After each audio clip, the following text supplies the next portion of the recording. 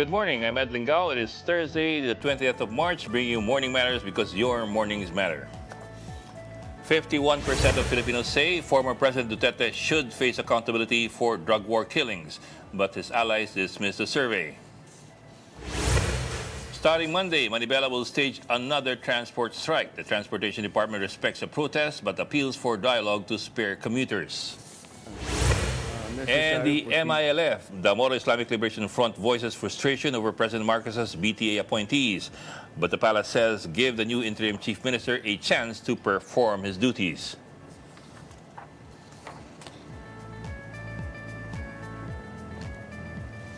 A recent SWS survey found that 51% of Filipinos agree that former President Duterte should be held accountable for all extrajudicial killings under his leadership. Here's the story. More than half of Filipinos believe that former President Rodrigo Duterte should be held accountable for the extrajudicial killings during his administration. That's according to a new survey from the social weather stations commissioned by Stratbase. The survey, conducted from February 15 to 19, found that 51% of respondents agreed that Duterte is liable. Meanwhile, 25% disagreed, 14% were undecided, and 10% said they did not have enough knowledge to express an opinion. Former Chief Presidential Legal Counsel Salvador Panelo dismissed the results, calling the survey questionable. Yung 51%, parang it does not reflect the reality on the ground. Kasi right now, wherever you go, puro Duterte ang pinag-uusapan sila, naaawa sila, magagalit sila. Kahit saan ka magpunta, sa palengke, sa taxi driver, sa jeepney driver, sa party, sa bar. In contrast, the group Rise Up for Life and for Rights welcomed the findings.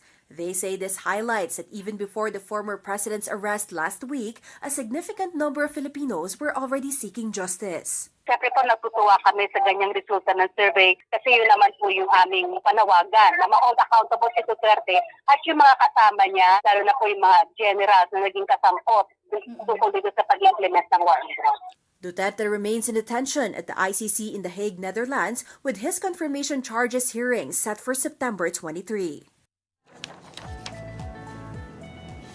And to talk more about the survey, we have Stratbase President Dito Manhit. Sir, magandang umaga and thank you for joining us this morning.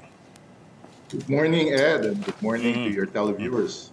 Sir, certainly a fascinating survey. The results,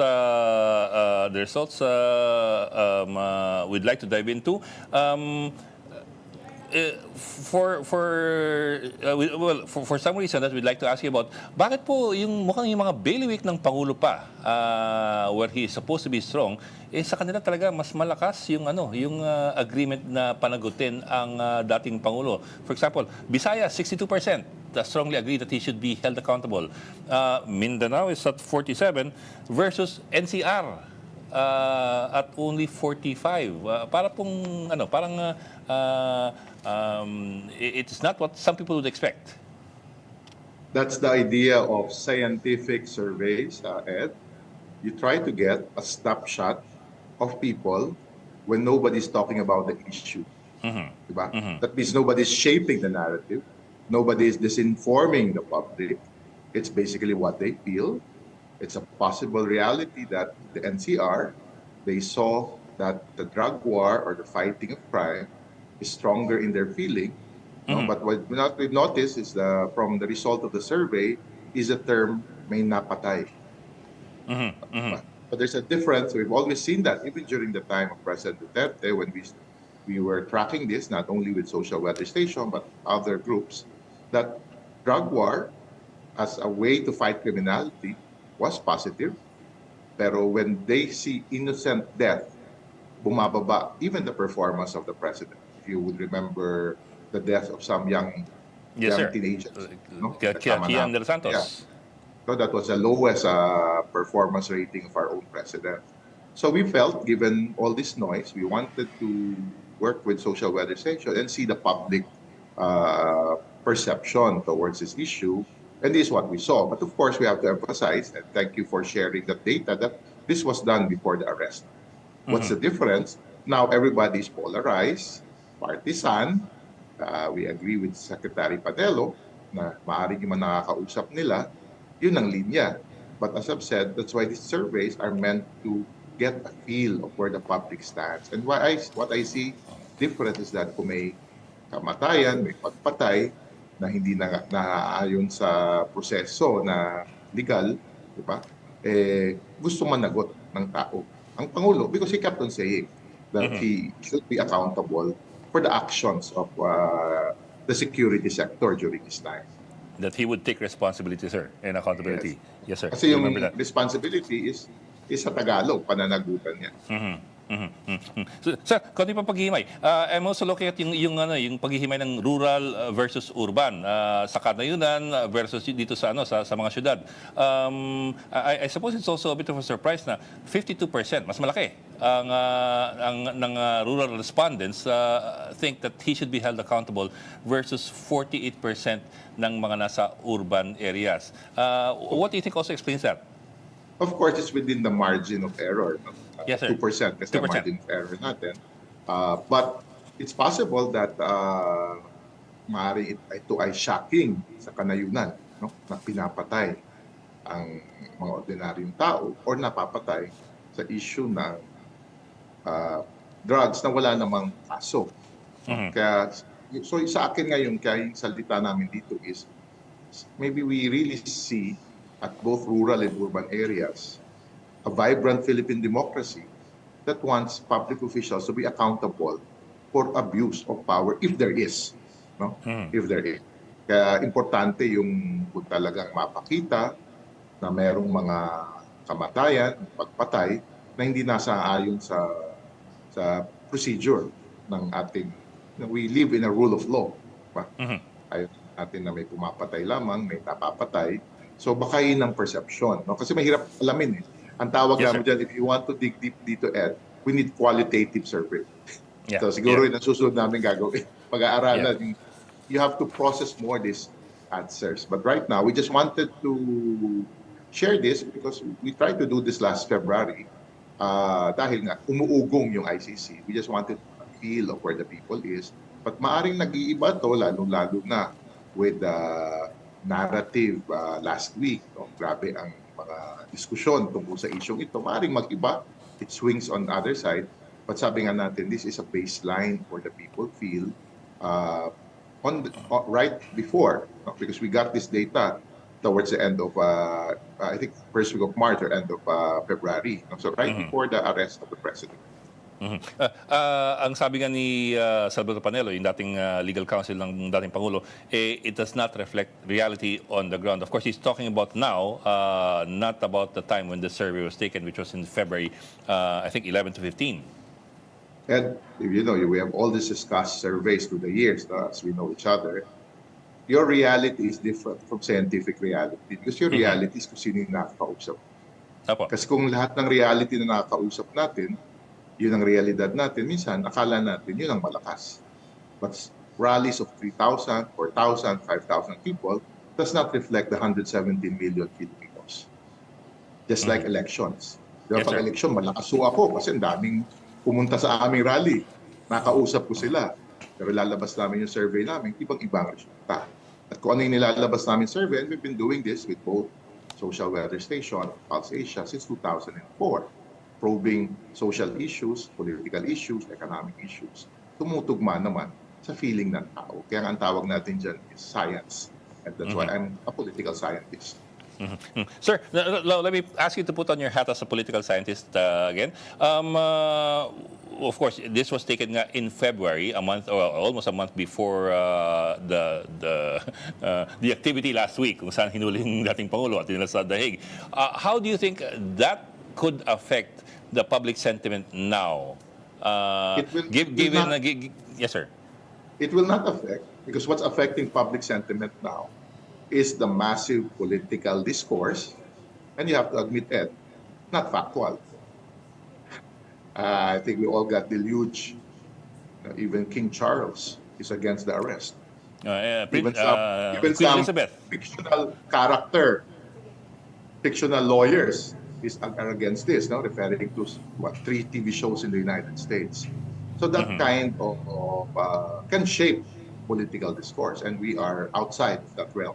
We are simply reflecting the baseline of where the Filipino people was towards the end of February when this data was run and was processed. So we wanted just to show that, as I've said, we have existed for 20 years as a policy institute, trying to get the feel of the public on a scientific way and not based on who I talk to, who I face. Yes, sir. Yes, sir. In fact, we even saw a post allegedly or a news story, a supposed news story of U.S. President Trump issuing an executive order telling the ICC to release the former president from detention. So that among many other things that have been coming out. This information that has been happening, and it's even shaping discourse. We all want as a nation, as a people even, to be protected. That's why we have lawyers, to be protected by the rule of law, right? We believe in our democracy. That's why we elect and vote people. But this information will create really a society that is being shaped by what we call malign influence. And that is very dangerous for Philippine democracy. Would we like to have even our own economic data being disinformed about the public? Would we like social issues to have fake news? So that's very dangerous. So we felt that, and we will continue to do this and practice. If we see a difference in terms of support for one or another, then we will report it also. But we just hope that not for your own political motive, you will encourage disinformation and misinformation. That's very dangerous for a society like the Philippines, whereby we value democracy. We value our rights.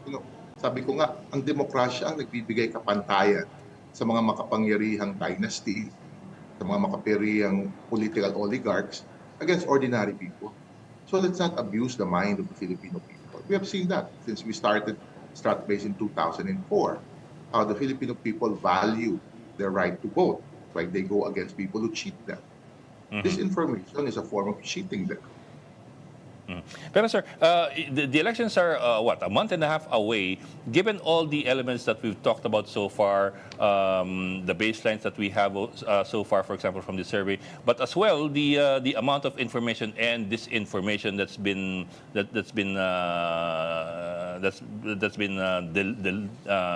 coming all over us about what happened last week. Do you think this will be an issue in the 2025 midterm elections? Do you think it will be a bigger issue than we earlier thought? This is a big issue, and the best survey will be actually election day. Yes, sir. So we will be running surveys, and we are actually running survey a week after the arrest of the President Duterte, and see the results. Some survey groups are running also surveys, but the best survey is really actual election day, when the public votes for whose candidate will they side? Will it be the alianza that President Marcos has brought together of different political parties? At the end of the day, not because you're strong in one area, you will have strength in the whole Philippines. So that's where the challenge in both parties are. And in the part of Stratbase and our survey partners, we will continue to track this and be transparent about it. Pure and simple scientific facts. Yes, sir. Sir, my last question to you. What message would you like to leave to the public as far as, not just as far as the survey is concerned, but also as far as developments last week are concerned? Political and social developments, especially yung pagkakakuha kay dating Pangulong Duterte. What message would you want to leave to the public? Realidad of Philippine society right now, that we are a polarized society. Even 51% reflects polarization. But at the end of the day, if there are evidences, which we assume there is, for the ICC to issue a warrant, and evidences will start coming out, so I think it's up for us to listen to actual facts. Actual facts. And let us respect the rights that we have based on facts. Would we like it to happen to us if there are actual facts that people was summarily executed? So these are things that we need to take note of. But as I've said, we try to be in Stratbase, be as objective as we can be, and we simply report what is the feeling, the perception in the ground. And that's what we are reporting to our partner SWS, that this is a baseline. When nobody was talking about it, we wanted to ask that question. So you get a very pure perception, because though there was no disinformation, there was no narrative shaping, because nobody expected this question. from the public. Sir, is another survey in the works? You mentioned already a while ago that you are making some plans. And what timetable are we looking at? A lot of these surveys could be currently running. We don't say when, because even us, we don't ask when, because that is the purity of survey. You don't tamper, you don't spin it, you don't use it to disinform public. So we will wait just for the result, and happy to share it and have a conversation with you, Ed. Okay. Maraming salamat. And thank you, sir, for the survey, Strat-based President Dindo Manhit. Salamat po. Thank you. Presidential sister and Senator Amy Marcos is scheduled to hold a probe into the arrest of former President Duterte today, March 20. Senator Marcos earlier said the issue that has deeply divided the nation and that it is imperative to know whether due process was followed. According to the senator, she's inviting officials from various agencies, including the PNP and the Departments of Justice and Foreign Affairs. Ms. Marcos, or Senator Marcos, maintains that the Senate must address critical concerns to uphold the country's jurisdiction. Senator Bato de la Rosa says he will not surrender if the ICC issues a warrant for his arrest. Just a week ago, de la Rosa said that he was ready to be arrested and brought to The Hague, even saying he would take care of former President Duterte while there. But now it seems that he is considering other options, including staying within Senate premises for as long as possible. This comes after Senate President Jesus Escudero said de la Rosa will be given institutional courtesies. Magandang kuha niya sa akin option dahil nga hindi ka na pwedeng huliin napaka-andiyan ka sa loob at dapat respetuhin nila yung tenets sa institusyon. So maganda yun para sa akin. De la Rosa, however, clarifies that he will not hang on to the Senate's protection. He says that he's also considering other courses of action, including hiding. But if authorities eventually arrest him, De La Rosa says he will not resist. Kung wala tayong makita na hostisya dito sa ating bansa, bakit ka susuko? Di ba? Titignan natin. As I have said, I will cross the bridge when I get there.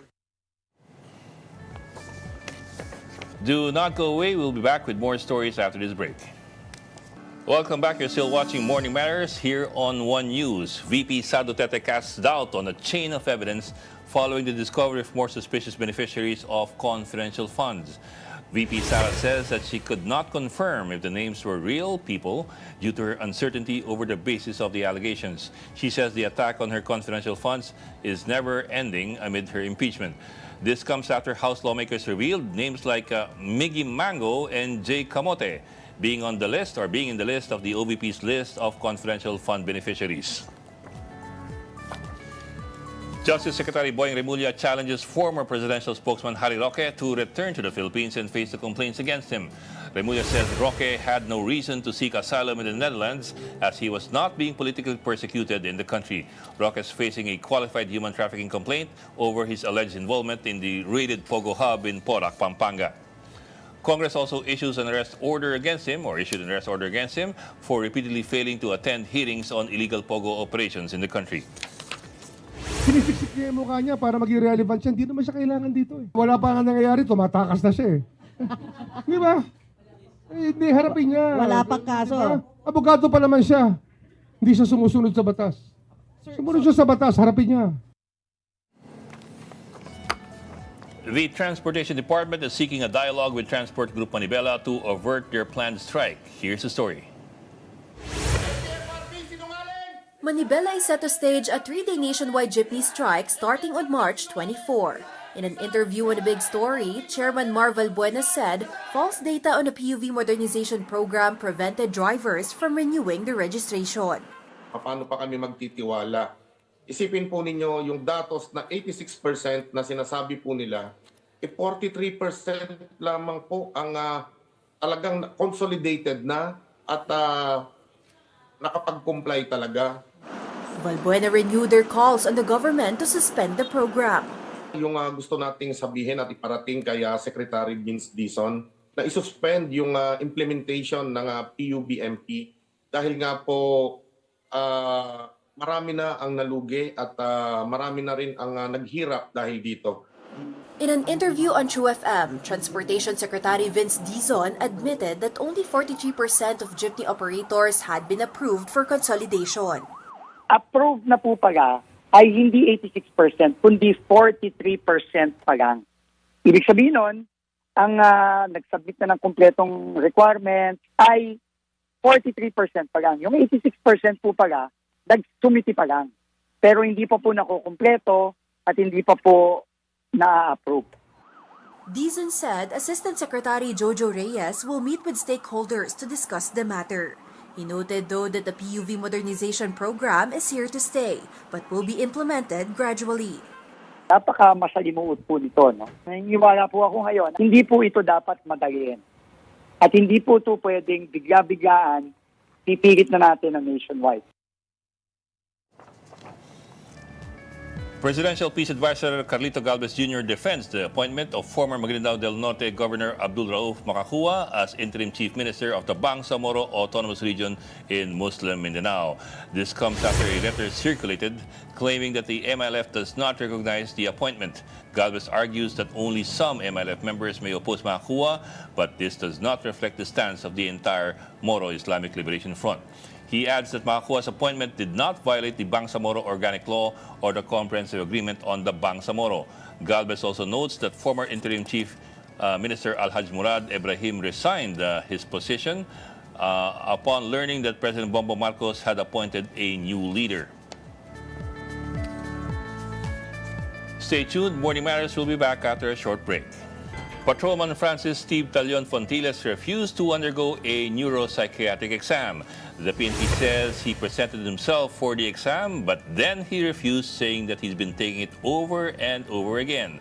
Fontiles is the police officer who went viral online for his social media posts amid the arrest of former President Duterte. On Tuesday, the Philippine National Police said the QCPD filed a case of inciting to sedition against Fontiles. Fontiles was assigned to the District Personnel and Holding Administration but has been absent without leave since March 6. Pulis ako, pero hindi ako. Okay, we discussed that and more with NAPOLCOM Chief Rafael Calinisan. Sir, Attorney Calinisan, thank you for joining us. Good morning, sir. Good morning to you. Mabuhay. Interesting case itong kay Fontiles. But let me start off with this muna. Well, at least the report said that he refused to undergo a neuropsychiatric exam kasi sabi raw niya he's been taking it over and over again. How does that work? Are they required, and how often are they required to take that exam? On paper, they should, or all policemen, especially the frontliners, must take a neuro exam every year. Every year? To check the mental fitness of the policeman. Pero in this case, medyo special case tong si Fontiles. The reason why he was asked to take it again, there was a letter request from his superior in February that there appears to be erratic behavior from Fontiles.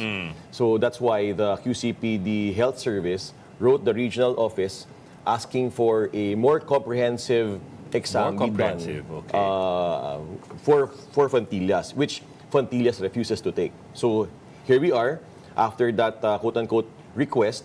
He was triggered by an incident of an arrest by a former president, and he has been constantly posting seditious content in his social media page. Okay, so this new exam that he was supposed to take is outside of the regular yearly Yes, exam. it's outside. It was supposed to be more detailed and more comprehensive. Yes, correct.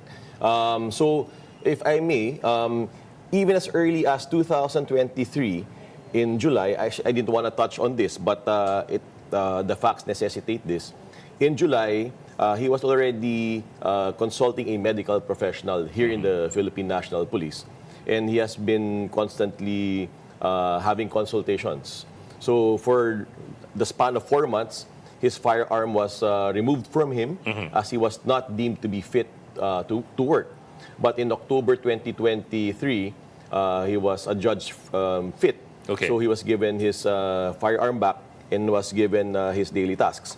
From October 2023 until February, he didn't do his consultations, and something happened in February which triggered the his superior to write the health service.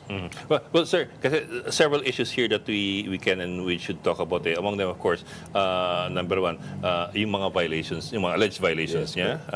You're looking at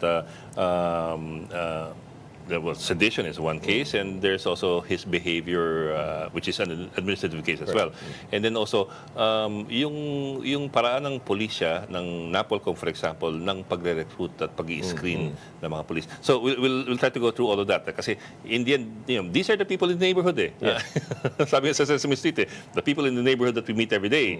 And so it's also important that we get to meet the right people every day. Okay, sir. Let me start off with that. And of course, there are also limitations as to what we can talk about kasi some of them are, I suppose, are medical and private. So I leave it to you to decide lang which we can talk about. But for example, how exactly are policemen screened dun sa pagdating sa hindi lang sa medical as well dun sa intentions, motives, and their sense of duty. It's the NAPOLCOM, di ba, that administers the exam for police entrance, if I got it right. For the exam. But note that the psychological exam, it is conducted by the Philippine National Police. So in this case, in Fontiles' case, the regional office, which is the NCRPO, who has a quota for the recruitment of policemen in 2021, were the ones who conducted the neuropsychological exam on Fontiles. The actual exam, like the aptitude, was conducted by the National Police Commission. So when all of them, when Fontiles passed, he was given the green light and he was allowed to enter the Philippine National Police in 2021. Which actually makes me question, kung 2021, bagong police tong si Fontiles and by 2023, there are some issues already detected. Bakit hindi siya nakita noong 2021? So I actually ordered that I get to receive the whole recruitment documents of Fontiles, particularly the medical records and the neuropsychological exam. I already received a one-pager, which obviously I'm not content with.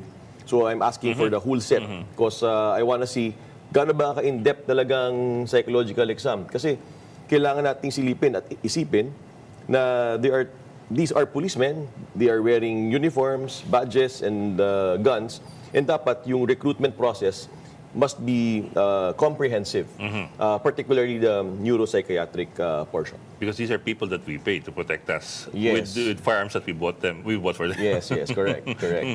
But again, I'll have to leave this to you kasi of course there are things that we may not be allowed to go into. But how comprehensive ba yung pagtetest sa mga ito?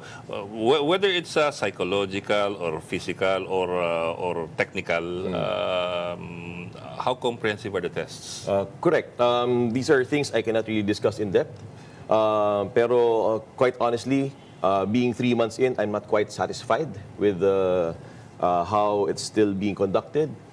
Maybe it's time for a review of the process by which the PNP recruit is brought into the fold.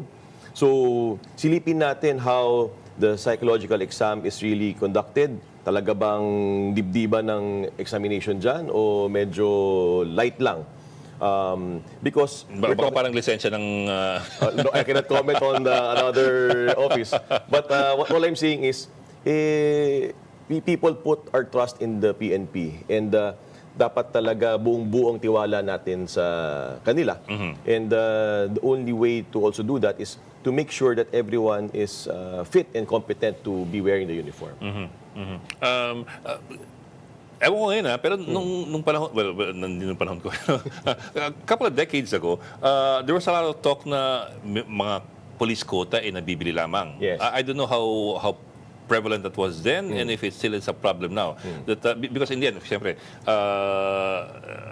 ang posisyon sa PNP, permanente yan unless you screw up Yes, permanente yan, so meron kang, you have a stable job, you have a firearm, you have authority over ordinary people, and of course, in the end, you have pension. So it's a good way to, it's a good living. Yes, in other words. So there was a lot of talk from before pa na nabebenta ang quota. I don't know if that really was a real problem, if it's still a problem now. if you don't remember, both my parents were policemen. And in the dinner table, naririnig ko yung problemang yan. So that was a long time ago. I'll be lying to you if I say that there are no reports that has come in, that there's still that issue. But I can safely say that I think the recruitment process of the PNP is we call this sacred. And yung mga recruits naman ng PNP ay maayos at the process is okay. But now, we really have to double, triple check kasi may mga ganitong isolated instances na kailangan nating pagtuunan ng pansin. And hindi rin biro eh. Kahit in this case, isang tao lang, single-handedly, nasisira ang reputasyon ng Philippine National Police. Itong tao pang ito, wala pa sa tamang pag-iisip. So, nakakagulat, nakakabother. So, it necessitates another review, a more comprehensive review of our recruitment process. Well, to be fair, hindi naman pulis yung nababalitang ganun dati. Pati yung actually lahat ng uniform services, pati yung sa Philippine military, may reports na ganun quota. But anyway, okay, let's zoom in dun sa kaso nito na itong pinagagawa ni Fontillas. He's been so vocal online. Actually, he's pushing back. Okay, nakatawin. He's not apologetic, he's angry, and he's daring the PNP to go after him. Yes. That's unusual? Or is it? It's very unusual. Yun na nga yun eh. Kaya nga part ng mga kaso na final ng NAPOLCOM sa kanya kahapon were grave misconduct and conduct unbecoming of a police officer. My question to you, Ed, ito bang galawan ng ganitong pulis, yung paghahamon sa yung PNP chief, paghahamon sa presidente, galawan ba to ng isang normal na pulis? I don't think so. Fontillas is not a reflection of the 225,000 strong Philippine National Police, men and women. So this is an isolated incident. Talagang may konting sakit lang talaga tong si Fontillas. I'm very careful to hit hard because he's not mentally... There are other issues Yeah, as there are well other issues. on the table. Yes, but we have to be fair also. Kasi nadadrag yung PNP institution ng isang taong may sakit. So, naawa ko sa PNP institution, hindi naman ganito yung all the rest of them eh. Isa lang to eh, na who has no grasp of reason right now and who needs not just a whip but a medical professional for him to get back to his senses. So, the QCPD has ordered that he report back to the camp. The NAPOLCOM is ordering him to report to the QCPD and face his charges. Kinasuhan namin siya, matapang siya, di ba?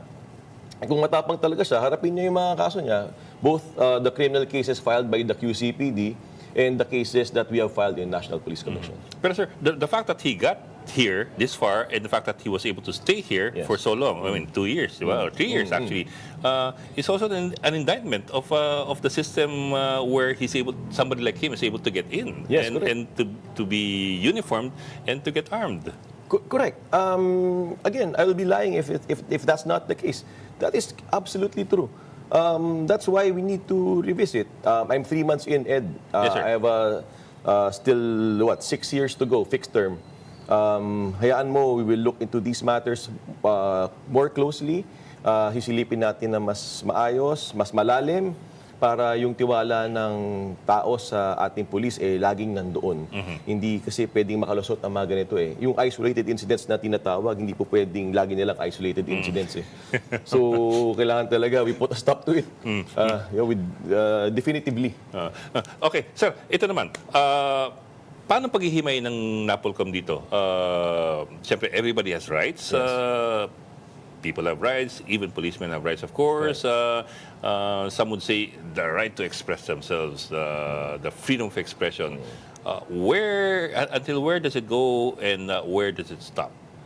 As far as policemen are concerned. Yes. Policemen do not lose their right to self-expression. Nasa Philippine Constitution yan. However, these rights have limits. Ika nga, you cannot abuse your rights.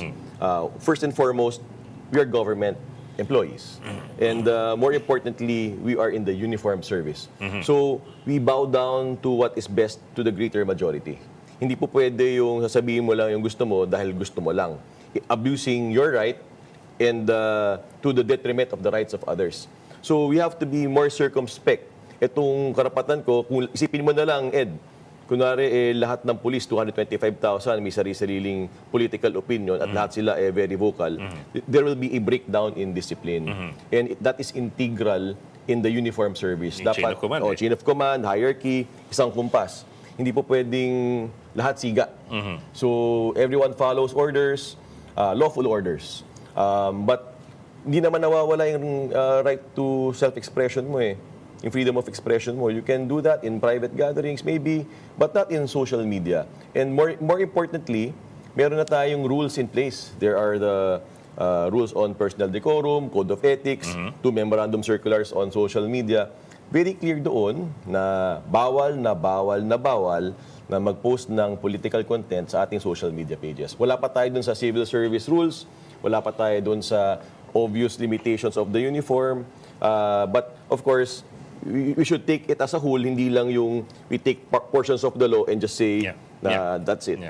It's all contextualized. Yes, correct. Pero sir, you're a lawyer. Yes. How do you define political content? As for example, in the case of the PNP, bawal ang political content sa social media.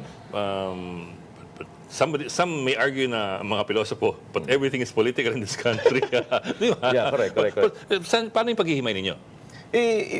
Totoo na wala naman talaga exactong definition na political content is like that. But you have to use your own discernment. Klaro naman siguro sa atin, using our common sense, what is political content and what is neutral. Kunwari, kung kaharap po mga naka-assemble ng mga police, you have 225,000 policemen in front of you, sinabi sa iyo, sir, paliwanag mo sa kanila kung anong bawal at hindi in terms of political content. How would you tell them? I will not mandate what is right and what is wrong because that is prior restraint. It is also in the Constitution na you should not tell them na ito yan ito yung... But we have to realize that they're all adults. We know we're all professionals. We are given a set of laws, given a set of rules. It is clear that no political content. And in fact, in February, I gave a directive that there should be no political content for all the policemen. Klaro naman everyone's following. So hindi naman natin kailangan sabihin na political content is defined as A, B, C, D. We don't need to do that. They're all adults, they understand, they're intelligent, that's why they're policemen. So I trust them, we trust each other, para magkapatid ang relasyon ng National Police Commission at ng Philippine National Police. At dapat pagkatiwalaan talaga ng tao yung PNP and the NAPOLCOM's job is to make sure that happens. Well, sir, I understand naman. Of course, it's hard to pin it all down in black and white. But at the same time, you'd also want to have some broad strokes. Correct. Kasi in the end, may mga magtuturan na parang, hindi naman yung nilinaw kung ano yung sabihin ng bawal at hindi. Wala namang ganun patakaran. But wait naman, I mean, for example, among journalists, although it's always talked about, but there's no real hard and fast rule as to how you express yourself, for example, on social media. As much as possible, we're supposed to show. I mean, actually, to be honest about it, even the issue of objectivity among reporters is as well been debated on over and over again. Who is objective ba? The most objective person in the world is the stenographer because all he does is write everything that happens. Correct. But that's not what reporters do. Reporters have to weed through all the weeds and look for the biggest story, most important story, and that's what you put in the first paragraph. Yes. That's editorializing. Correct. But that's part of that's editorial judgment. That's what reporters do. So may ganun kami. But it's not really, it's not really a hard and fast rule. I mean, it's not really in black and white. But we do talk about it. Pero kayo, what do you think? I mean, I'm trying to look for a way for people and for policemen as well to understand kung saan ang limitasyon ng political content. Kasi it's been bedeviling us for the past 8 years already. I understand. Especially in the last administration. I'll go into that later. Pero you know what I mean. Could you contextualize it some more? Anong red line kumbaga? Maybe the gray line is mahirap i-define pero anong red line? Sige, let me rephrase my answer this way, no. We will review our social media policies and rules. That's one. Pero two, siguro naman, klaro-klaro na kapag nagpapahayag ka na vote this No, person. yun, di ba? Kaya don't vote for that. O sisiraan mo yung particular person na to, pupurihin mo yung isa to put Example, down when the you other campaign for or against a Yes. person or a That party. is clearly campaigning or political content. Yung all the rest, you really have to exercise your judgment. And totoo, Ed, while you're pressing me for parang a criteria, parang I'm still inclined, though we will review, we're still inclined to respect the moral judgment and moral compass of the policeman. Kasi tiwala talaga yun eh. Alam naman natin kung ano yung political content at ano yung hindi. But yung respeto lang also in their rights, in their right to self-expression, and yung the right to regulate and control and supervise over these policemen. May sensitive balance yan. Hindi naman porket nandito tayo sa National Police Commission we impose everything on them. We really have to They're not children. Yeah, they're not children. In the same way na parang pag may girlfriend ka, may anak ka, hindi mo sasabihin na ito ang mga bawal, A, B, C, D, E. You really have to trust people in... Maraming ganun, ABCD. Depende na yan siguro. Yeah, but I know you understand what I'm trying to say. But the long and short of it, Ed, we're gonna review the social media policies. Okay. And we'll get back to you if there's a need to update these social media policies. Kung di pa clear, kaklaruhin pa natin lalo. Ang sinampan ng pulisya o NAPOLCOM dun sa Grave misconduct? Grave misconduct. Yes. Grave misconduct. Actually, that's pretty generic enough naman that it covers a lot of things. Yes. So it's pretty broad enough. Yes. So covered yan. Yung final naman ng was it also the PNP that filed sedition charges against him? So it's the QCPD, QCPD. which filed the criminal charges against Fontillas. Ito yung inciting to sedition. Si National Police Commission, yun yung nag-file kahapon ng grave misconduct and conduct unbecoming of a police officer. So yung grave misconduct stems from the inciting to sedition charge. Kasi part ng grave misconduct, if you're committing a crime dun sa as defined by the revised penal code, shoot ka sa grave misconduct. Dun sa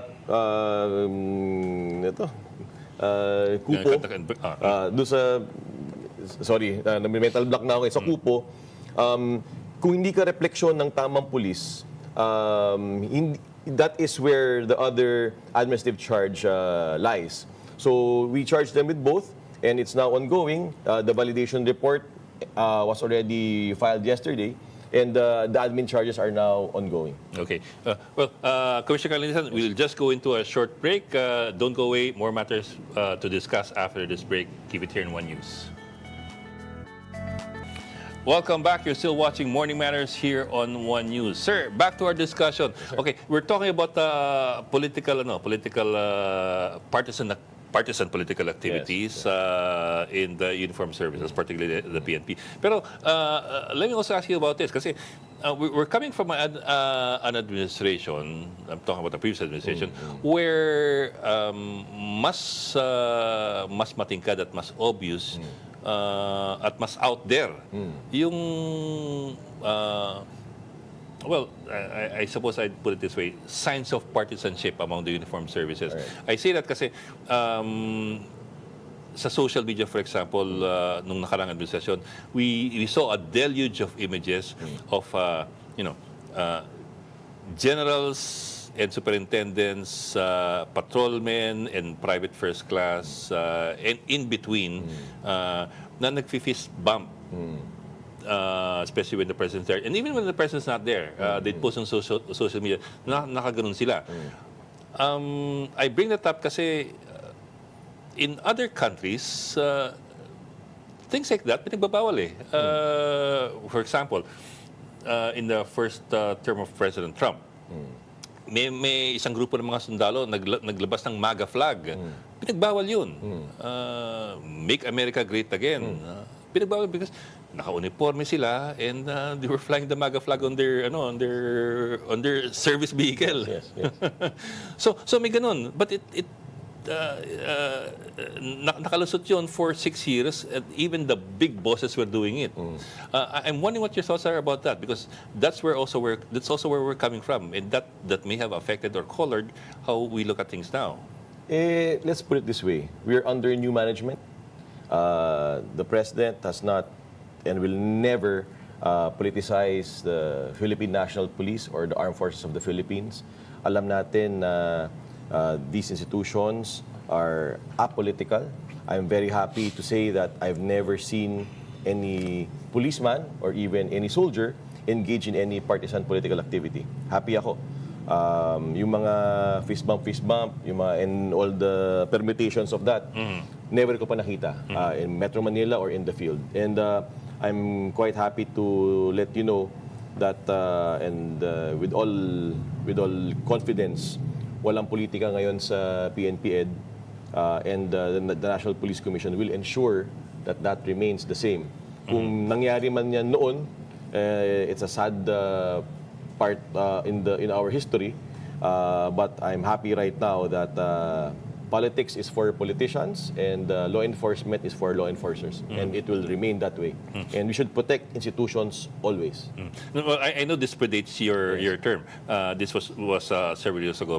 Pero I'm wondering if there's anything about those occurrences or those incidents that I should understand, or that would contextualize how I should look at that.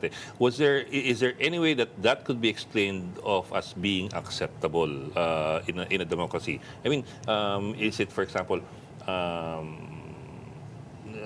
katanggap-tanggap pa kasi considering that siya naman ang boss namin, siya naman yung presidente. Is there any other way of looking at it, or am I just being a Taliban? Hindi naman. Totoo niyan. When you mentioned it a while ago, my mind was wandering. I'm on the fence. Kasi I'm really of the position that there should be no tinge of any political gimmickry in the law enforcement sector. The only way that could be justified, yung sinasabi mo is, syempre happy sila na dinalaw sila ng presidente.